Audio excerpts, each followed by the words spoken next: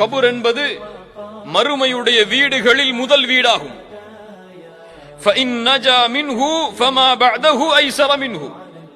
அதில் ஒருவன் வெற்றி அடைந்தால் அதற்கு பிறகுள்ள வாழ்வு அனைத்தும் எளிதுதான் அவனுக்கு.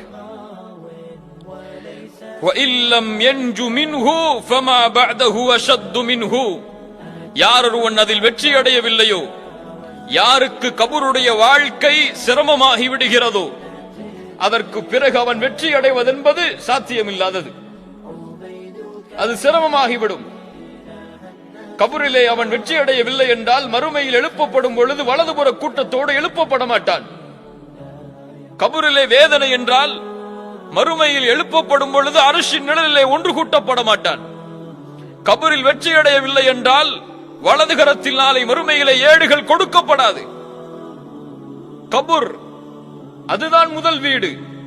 அங்கே வெற்றி அடைந்தால் அடுத்த வாழ்க்கை அனைத்தும் வெற்றிதான்.